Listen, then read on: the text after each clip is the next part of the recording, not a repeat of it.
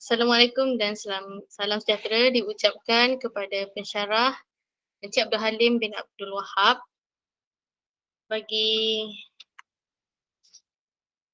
subjek kurikulum pendidikan jasmani dan pendidikan kesihatan untuk sekolah rendah. Okey, untuk kerja khusus kali ini, saya telah memilih tajuk Dokumen Standard Kurikulum Pentaksiran DSKP sebagai tajuk kajian saya pada kali ini. Untuk pendahuluan, KSSR dilaksanakan secara berperingkat mulai tahun 2011 telah disemak semula bagi memenuhi dasar baharu di bawah Pelan Pembangunan Pendidikan Malaysia 2013 hingga 2025 supaya kualiti kurikulum yang dilaksanakan di sekolah rendah setanding dengan standard antarabangsa. Di SKP untuk semua mata pelajaran yang mengandungi standard kandungan, standard pembelajaran dan standard prestasi. Seterusnya,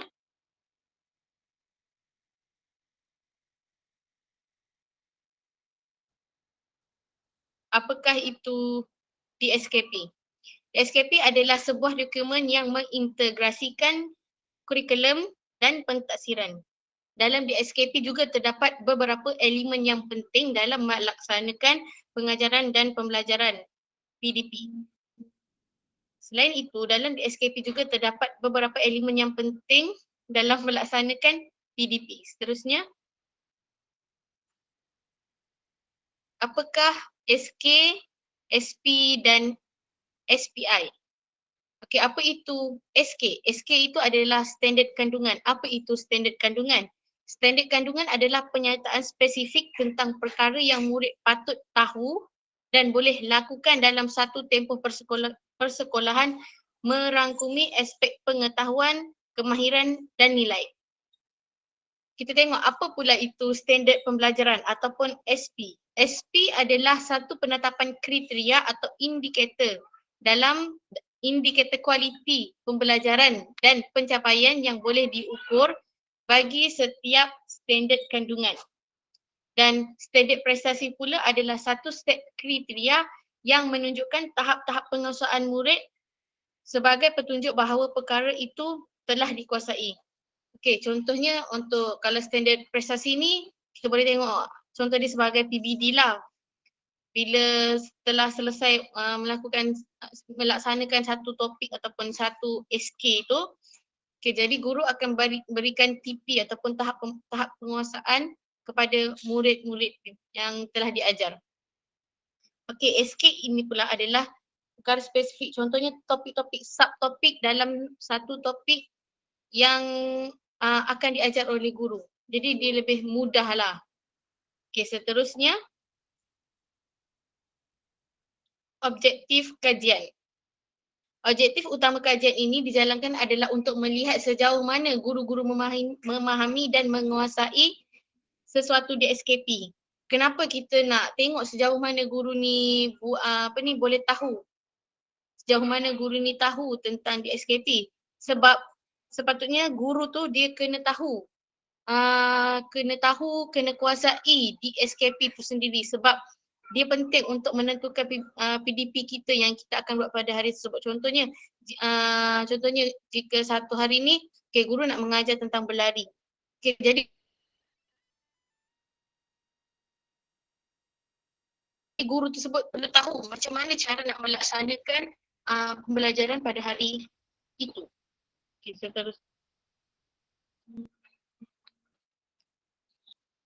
Seterusnya populasi dan sampel. Okey, populasi yang kita ambil bagi kajian kita pada kali ini adalah guru-guru yang mengajar di sekolah rendah. Guru-guru ini pula terdiri daripada pelbagai grade jawatan, umur dan subjek yang mengajar. Jadi kita ambil secara rawak guru ni. Okey, seramai 22 orang guru yang terlibat dalam kajian kita untuk kajian kita bila kita nak tengok di SKP ni. Okey, seterusnya metodologi kajian. Okey, untuk kajian ini kita menggunakan soal selidik bagi mendapatkan maklumat dan data. kita menggunakan aplikasi WhatsApp sebagai medium perhubungan antara pengkaji dengan sampel kita, dengan responden kita. Seterusnya kita menggunakan aplikasi Quizizz untuk aplikasi Quizizz untuk sebagai borang soal selidik kita lah. Okey, seterusnya kita menggunakan Microsoft Excel untuk kita menjana data ataupun kita nak analyse data, analisis data yang kita dapat daripada soal selidik tersebut. Okey, seterusnya kajian ini juga mengemukakan 20 soalan yang harus dijawab oleh responden dan kajian ini dijalankan secara atas talian kerana kekangan keadaan kita sekarang musim pandemik ni, jadi kita tak boleh bersemuka, jadi kita gunakan kaedah secara atas talian sahaja. Seterusnya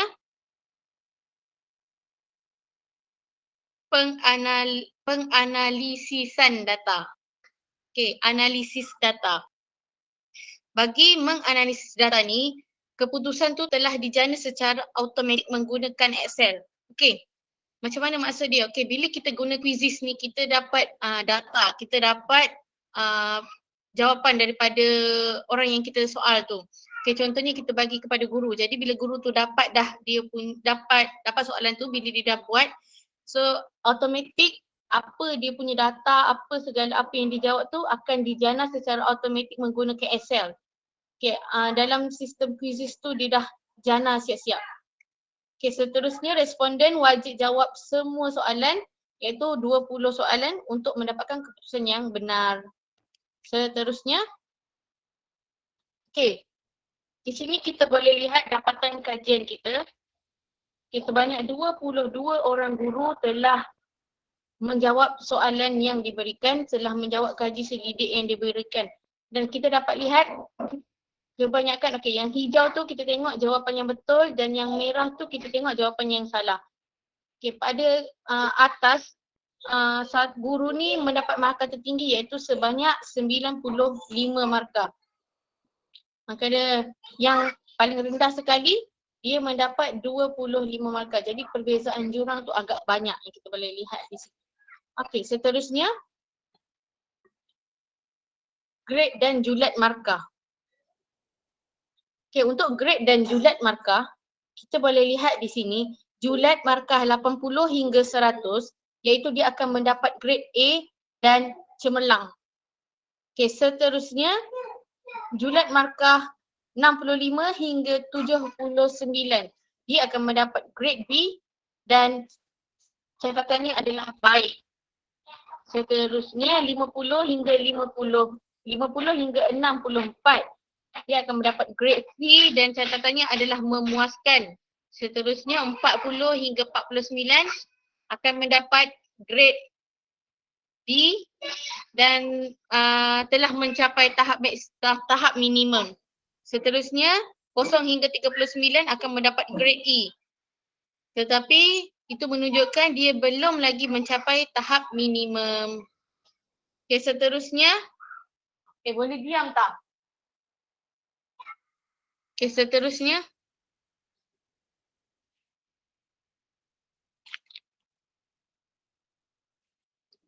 Okey, medium pentaksiran. Dalam kajian kita pada kali ini, kita menggunakan medium pentaksiran iaitu WhatsApp dan Quizizz. WhatsApp ni kita gunakan kerana untuk menghubungkan pengkaji dengan responden. Kerana WhatsApp juga adalah satu medium yang begitu ramai yang menggunakan dan kebanyakannya guru-guru menggunakan WhatsApp sebagai medium perhubungan lah antara kita dengan orang lain. Okay, seterusnya kita menggunakan Quizizz kerana kita merasakan Quizizz adalah mudah dan senang lah. Seterusnya, kita boleh lihat di sini dapatan kajian iaitu peratusan markah yang telah dicapai oleh responden kajian ini. Okay, untuk markah tertinggi, kita boleh lihat Bidayatul mendapat sebanyak 95% markah. Jadi bila 95% bermaksud dia mendapat grade A dalam kajian kita pada kali ini. 95 markah. Okey, seterusnya kita tengok 85 markah. Nazmi masih lagi grade A. Okay, kita tengok grade B pula. Zikri Rohani. 2 orang mendapat peratusan markah yang sama iaitu 95 markah. Okay, seterusnya kita tengok pada markah yang paling rendah sekali iaitu Jim. Jim mendapat markah sebanyak 25% markah. 25% bermaksud Jim mendapat grade E iaitu Jim masih lagi belum mencapai tahap minimum untuk kajian ini. Jadi bila kita lihat di sini Bidayatul dan Jim. Bidayatul 95, Jim 25. Jurang markah mereka terlalu ketara, terlalu berbeza. Jadi boleh kita lihat dari sini. Kebanyakannya guru-guru ataupun responden kita hanya berada di tahap sederhana sahaja, iaitu di grade B dan grade C. Okay, seterusnya perbincangan dalam kajian yang kita lakukan ini, iaitu kita tengok dari segi grade. Berdasarkan keputusan kajian, didapati bahawa rata-rata responden ataupun guru masih belum memahami secara keseluruhan tentang apa itu DSKP. Boleh dilihat dari segi jumlah responden yang mendapat grade A hanyalah 4 orang daripada 22 orang responden. Rata-rata guru berada di tahap sederhana dengan memperoleh grade B dan grade C. Macam yang kita cakap tadi, kita pun boleh tengok daripada dapatan kajian kita, memang rata-rata guru hanya mendapat grade B dan grade C. Okay, seterusnya, cadangan penambahbaikan. Kajian yang telah dilakukan inilah pada masa akan datang pengkaji dicadangkan untuk lebih memberi fokus atau memperkecilkan lagi kajian seperti mengkaji tunjang-tunjang yang ada dalam DSKP. Okay, macam kajian kali ini kita ambil secara skala bukanlah skala besar, skala sederhana sebab kita ambil satu topik kan. Okay, kita ambil DSKP. Dalam DSKP ni ada juga tunjang-tunjang. Jadi untuk pengkaji masa akan datang kita cadangkan untuk dia mengkaji pula tunjang-tunjang yang ada dalam DSKP, lebih skopnya lebih khusus lah. Okay, seterusnya rumusan kajian secara keseluruhannya. Dalam kajian ini adalah untuk melihat sejauh mana guru-guru memahami tentang DSKP. Dapat dirumuskan, kebanyakan guru masih kurang menguasai DSKP. Oleh itu, dicadangkan agar pihak pentadbir sekolah dan guru itu sendiri dapat mengambil inisiatif untuk meningkatkan dan menambahkan ilmu pengetahuan tentang DSKP. Okay, seterusnya, ini adalah rujukan saya untuk kajian kali ini. Sekian, saya harapkan kajian saya ini memberi bermakna lah untuk pengkaji-pengkaji pada masa akan datang. Sekian daripada saya, terima kasih.